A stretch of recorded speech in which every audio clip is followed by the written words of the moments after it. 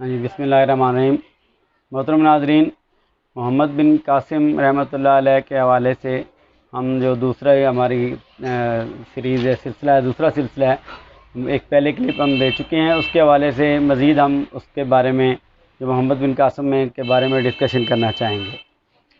تو آج جو ہے محمد بن قاسم رحمۃ اللہ علیہ پر جو کچھ اعتراضات ہوتے ہیں، جن میں سے 2-3 بڑے میجر اعتراضات ہیں، بڑے خطرناک بھی سمجھ لیجئے، تو ان اعتراضات پر ہم ڈسکس کریں گے اور اس کے حوالے سے دیکھیں گے کہ حقیقت کیا ہے۔ تو سب سے پہلے تو ہمارے ایک بڑے جید عالم جو سوشل میڈیا پر لوگ سنتے ہیں، مولانا اسحاق صاحب، ان کی ایک بات سن لیجئے، انہوں نے کیا کہا ہے، پھر اس پر ڈسکس کرتے ہیں۔ کہ مسلمان حکومت چ زنا اڈا جرم نہ رہا جن علی کے لعنت نہ کرنا سی، اور محمد بن قاسم نے جرم کیتا، جڑا تہاڈا غازی ہے نا، جنہیں سندھ فتح کیتا تے اسلام پھیلایا، وہ دی یہ مہربانی ہے کہ انہیں 400 کوڑا مارا۔ اسلام تھا 400 کوڑا، زانی کی سزا بھی 100۔ مولانا اسحاق صاحب جو جس بات کا حوالہ دے رہے ہیں کہ محمد بن قاسم حضرت علی رضی اللہ تعالیٰ کو گالیاں نکلواتا تھا، تو اس بارے میں 2 پوائنٹس ذہن میں رکھیں۔ ایک تو یہ کہ آپ جو مولانا اسحاق صاحب کی بات سنتے رہتے ہیں، وہ جانتے ہیں کہ مولانا اسحاق بنو امیہ خاندان کے حوالے سے شدید تعصب کا اور بغض کا شکار تھے، تو وہ اس بارے میں ان کے خلاف جو بھی روایت آتی تھی، جو بھی بات آتی تھی، وہ اس کو ضرور بیان کرتے تھے۔ ایک تو اس کانٹیکسٹ میں لیں ان کی بات۔ اب یہ بات ہے کہ جس بات کا حوالہ دینا ہے وہ یوں ہے کہ طبقات ابن سعد جو ہے وہ ہماری ایک بہت اہم کتاب ہے، جس میں صحابہ کرام اور راویان حدیث کے حالات زندگی ہیں۔ اس میں ایک راوی حدیث ہیں عطیہ بن سعد اوفی، ان کے حالات میں طبقات ابن سعد میں یہ ہے کہ یہ محمد بن قاسم کو محمد بن قاسم جب گورنر تھا شیراز کا، تو حجاج بن یوسف نے اس کو خط لکھا کہ عطیہ بن اوفی کو بلواؤ اور اس کو کہو کہ وہ حضرت علی کو گالیاں نکالے، نعوذ باللہ، اور اگر وہ نہ نکالے تو اس کو 400 کوڑے مارو اور اس کی داڑھی بھی کاٹ دو۔ یہ ایک حوالہ دیا گیا ہے، جس کے بعد وہ طبقات ابن سعد کی روایت کے مطابق کہ وہ بلایا گیا عطیہ کو، انہوں نے انکار کیا کہ میں کیسے گالیاں نکالوں، تو اس نے محمد بن قاسم نے اس کو 400 کوڑے مروائے اور وہ اس کا داڑھی بھی کٹوائی۔ اب اس میں یہ ہے کہ یہ جو روایت ہے طبقات ابن سعد میں، اس کا کوئی راوی نہیں ہے، یہاں اس کتاب میں کوئی راوی کا ذکر نہیں کیا گیا کہ یہ کس نے روایت کی تھی۔ جو یہ کتاب لکھی گئی یہ سن 220 ہجری کے قریب لکھی گئی ہے، سن 220 ہجری، اور محمد بن قاسم جو ہے اس کی وفات ہوئی ہے 715 ہجری میں، جبکہ یہ اس سے 3-4 سال پہلے کا واقعہ بنتا ہے اگر ایسا ہوا ہے تو، یعنی 711 ہجری 712 عیسوی میں یہ واقعہ ہو رہا ہے، اور اس کے 100 سال بعد 120 سال بعد کتاب لکھی جا رہی ہے، اور اس میں یہ روایت بیان کی گئی ہے جس کا کوئی راوی نہیں ہے۔ تو اصل بات یوں نہیں تھی، بات یہ تھی کہ یہ جو عطیہ تھے، یہ انہوں نے بنو امیہ کے خلاف جنگوں میں حصہ لیا۔ عبد الرحمن بن الاشعث نے جب بغاوت کی تھی تو اس میں یہ شامل تھے، اور اس کے بعد ان کو جب یہ سزا اگر ہوئی بھی ہے تو اس وجہ سے سزا ہوئی تھی، نہ کہ حضرت علی کو نعوذ باللہ کوئی گالیاں دینے والی بات ہے۔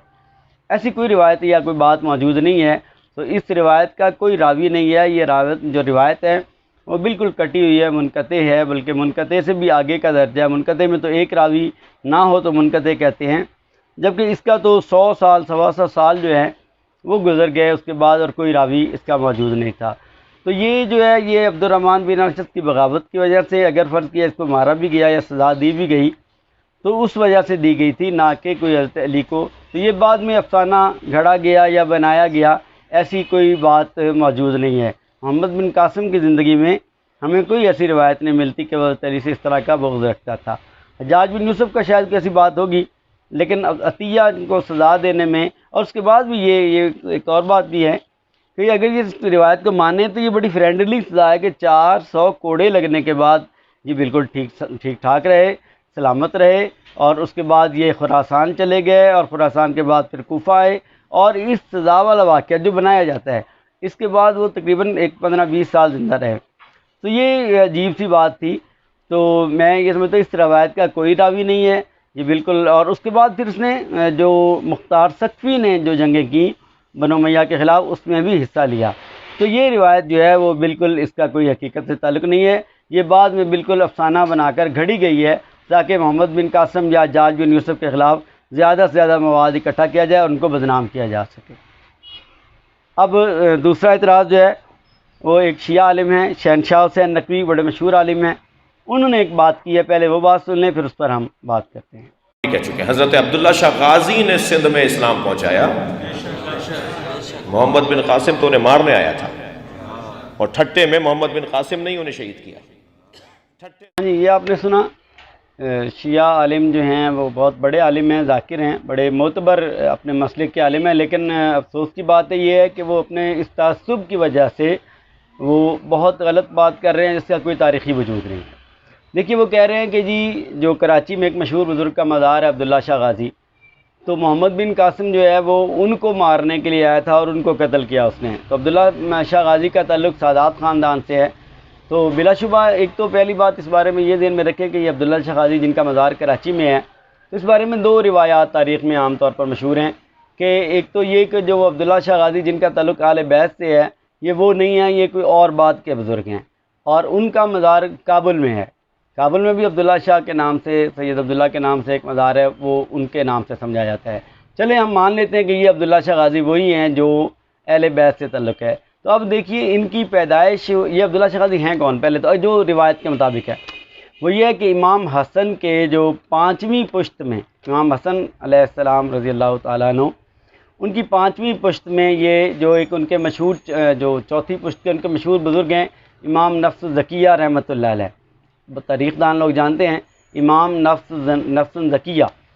زکیہ رحمۃ اللہ علیہ جو ہے وہ ان کے یہ بیٹے ہیں، جو روایت کے مطابق جو اصل عبداللہ الاشتر جن کا نام ہے، عبداللہ الاشتر یا عبداللہ غازی جن کو سمجھا جاتا ہے، تو یہ ان کے بیٹے ہیں امام نفس الزکیہ کے۔ اب 2 پوائنٹ یہاں شہنشاہ حسین نقوی صاحب کے انتہائی مذاق خیز ہیں، اور میں سمجھتا ہوں کہ انہوں نے تعصب کی وجہ سے جاہلانہ بات کی ہے، یہ میرا لفظ غلط نہ لگے آپ کو۔ 2 باتیں ہیں اس میں، محمد تو دیکھیں ایک تو محمد بن قاسم جو ہیں ان کی وفات ہوئی ہے 715 میں، سن 715 عیسوی میں، 712 میں سندھ فتح کیا، 3 سال یہاں رہا، پھر واپس چلا گیا اور وہاں اس کی وفات ہوئی۔ تو جو عبداللہ الاشتر جن کی بات وہ کر رہا ہے یا عبداللہ غازی جن کو کہہ رہا ہے، ان کی پیدائش ہی 718 یا 720 کی ہے، یعنی محمد بن قاسم 715 میں وفات پا جاتا ہے، اور عبداللہ الاشتر یا عبداللہ شاہ غازی پیدا ہوتے ہیں مدینہ منورہ میں، ان کی پیدائش ہے 718 میں یا 720 میں۔ تو محمد بن قاسم ان کو مارنے کے لیے سندھ میں کیسے آ گیا؟ وہ تو پیدا ہی اس کی وفات کے بعد ہو رہے ہیں۔ اور دوسرا یہ ان کی وفات ہے 768 میں، 769 میں، اور یہ شہنشاہ حسین نقوی کا بغض دیکھیے کہ اب آپ تاریخ دان لوگ جانتے ہیں کہ نفس زکیہ جو تھے، نفس زکیہ، ان کی لڑائی بنو امیہ سے تو ہوئی نہیں تھی، ان کی لڑائی بنو عباس جب اقتدار میں آئے، کربلا اور خانوادہ رسول اور فاطمہ رضی اللہ تعالیٰ کے اولاد کے نام پر جب حکومت حاصل کرنے کی باری آئی تو اس وقت وعدہ کیا گیا کہ نفس زکیہ کو خلیفہ بنایا جائے گا، نفس زکیہ کو، لیکن آپ کو پتہ ہے کہ ابو جعفر منصور وغیرہ نے، عباسی خاندان نے قبضہ کر لیا اس پر، تو نفس زکیہ نے عباسی خاندان کے خلاف لڑائی کی، اور اسی میں نفس زکیہ خود بھی شہید ہوئے، اور یہ عبداللہ شاہ غازی جو ہے وہ اپنی جان بچاتے ہوئے وہ سندھ میں آ گئے اور یہاں پھر وہ رہے۔ تو عبداللہ شاہ غازی ایک تو پیدائش ہی ان کی محمد بن قاسم کے بعد کی ہے، تو کیسے محمد بن قاسم ان کو مارنے آ گیا؟ اور دوسرا یہ ہے کہ ان کو مارنے والے یا شہید کرنے والے یا ان کے پیچھے آنے والے وہ تو آپ جن کو بلا سراتے ہیں بنو عباس، تو بنو عباس کا ابو جعفر منصور کا ایک سالار تھا جو پیچھے لگا، نفس زکیہ بھی شہید ہوئے، اور جو عبداللہ جو تھے عبداللہ شاہ غازی یہ بھی جان بچا کر سندھ میں آئے۔ تو آپ نے کیسے الزام لگا دیا محمد بن قاسم پر ان کی شہادت کا؟ تو یہ ظاہر کرتا ہے کہ یہ صرف آپ کے بغض کا نتیجہ ہے، جبکہ اس کے میں حقیقت کوئی نہیں۔ ہاں جی، ایک اعتراض ہے جو ویسے تو تاریخ نے اس وقت ہی غلط ثابت کر دیا تھا، لیکن میں ضروری سمجھتا ہوں چونکہ بعض لبرل لوگ اس پر بھی اعتراض کرتے ہیں کہ جی یہ ہوا کہ جب راجہ دائر مارا گیا تو راجہ دائر کی بیٹیوں کو قید کر کے، جو 2 بیٹیاں تھیں سوریا دیوی اور پرمل دیوی، ان دونوں کو محمد بن قاسم نے قید کیا اور خلیفہ ولید بن عبد الملک کے پاس بھیج دیا کہ تاکہ وہ ان کو اپنے حرم میں داخل کرے۔ تو جب وہ وہاں پہنچی تو 2-4 دن کے بعد جو ہے ولید بن عبد الملک نے بلایا ان کو، شہزادیوں کو، راجہ دائر کی بیٹیوں کو بلایا، اور وہ ان کو کہا جی کہ نقاب ہٹائیں۔ تو یہ جو تاریخ میں جو بیان کی جاتی ہے روایت، ویسے تو یہ روایت جھوٹی ہے، ابھی ثابت ہو جائے گا انشاءاللہ۔ تو اس نے جو ان دونوں کے نقاب اتروا کر ان کو دیکھا تو جو سوریا دیوی جو تھی، بڑی بیٹی جو تھی راجہ دائر کی، وہ اسے بہت خوبصورت لگی، اور اس نے اس کے ساتھ دست درازی کرنی شروع کی. یہ تاریخ کی روایت میں جیسا ہے میں پہلے وہ بیان کر رہا ہوں. تو سوریا دیوی نے کہا کہ جی آپ نہ کریں، ہم آپ کے لائق نہیں ہیں. تو اس نے کہا لائق کیسے نہیں ہیں، کیا مطلب ہے آپ کا؟ تو اس نے کہا جی کہ جب محمد بن قاسم آپ کا جو سالار تھا اس نے ہمیں جب گرفتار کیا تھا تو محمد بن قاسم نے میرے ساتھ پہلے زیادتی کر لی تھی، تو میرے ساتھ ہم بستری کی ہے، یہ اس کے الفاظ تھے. تو میں آپ بادشاہ ہیں، آپ کے لائق نہیں ہوں، میں آپ کی شان کے خلاف ہے کہ آپ ایک استعمال شدہ عورت کے ساتھ آپ اگر ایسا کریں گے تو ولید بن ملک پر اس پر بڑا غصہ آیا اور اس نے کہا کہ اچھا یہ بات ہے تو محمد بن قاسم نے یہ تو غلط کیا ہے، تو جو میرے پاس پھر کیوں بھیجا؟ تو محمد بن قاسم اس وقت ملتان تک پہنچ چکا تھا فتح فتوحات کرتے کرتے.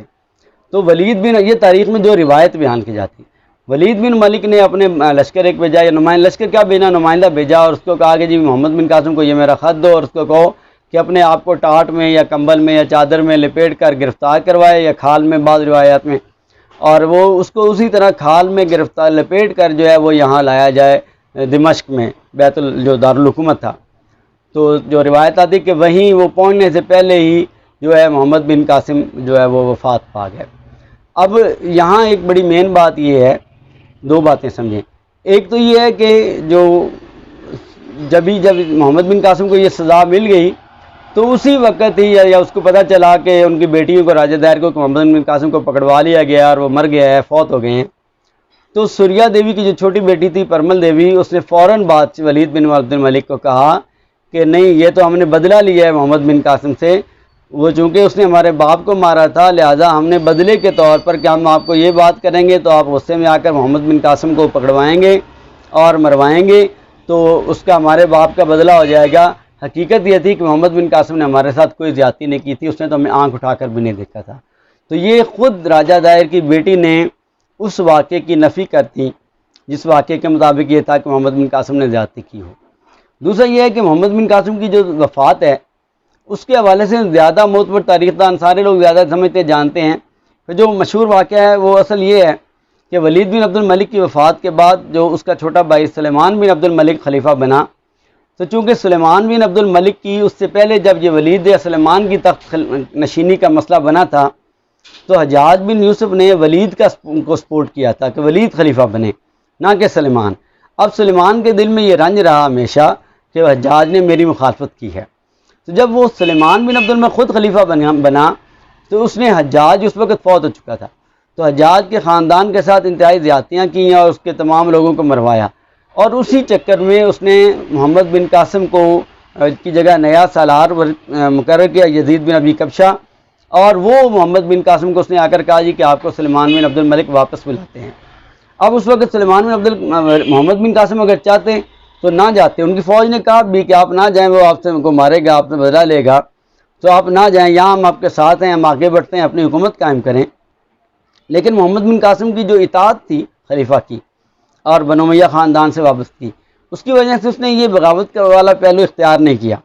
بلکہ وہ واپس گیا. وہاں جا کر اس کو سلیمان بن عبد الملک نے گرفتار کیا، اور جو اس وقت عراق کا گورنر تھا صالح بن عبد الرحمن، چونکہ اس کے بھائی کو حجاج بن یوسف نے مروایا تھا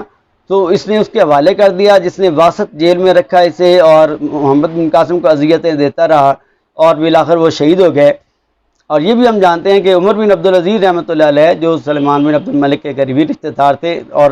سلیمان بن عبد الملک نے بعد میں انہی کو خلیفہ بنایا، تو ان کی محمد بن قاسم سے بڑی محبت تھی، تو انہوں نے منت اللہ کرتے رہے، سلیمان کو برا بھلا کرتے رہے کہ کیوں گرفتار کیا ہے، اس کو چھوڑو. بالآخر وہ راضی کر لیا انہوں نے سلیمان بن عبد الملک کو، اور خط لکھوایا کہ محمد بن قاسم کو رہا کر دیا جائے. اور وہ عراق کے گورنر کے پاس آ رہے تھے، لیکن وہ واسط شہر میں جب پہنچے تو جیل خانے سے محمد بن قاسم کی لاش نکل رہی تھی. تو یہ بڑی اہم بات ہے کہ محمد بن قاسم کی وفات جو ہوئی ہے وہ 715 میں ہوئی ہے، اگست 715 میں خیال بنتا ہے، جبکہ ولید بن عبد الملک اس سے پہلے وفات پا چکا تھا. سلیمان بن عبد الملک کے دور میں یہ ان کی جو وفات ہوئی ہے. تو ایسا کوئی واقعہ نہیں. اس کی ایک تو نفی راجہ دائر کی بیٹیوں نے بھی کر دی کہ ہم نے صرف اپنے باپ کا بدلہ لینے کے لیے کیا. دوسری یہ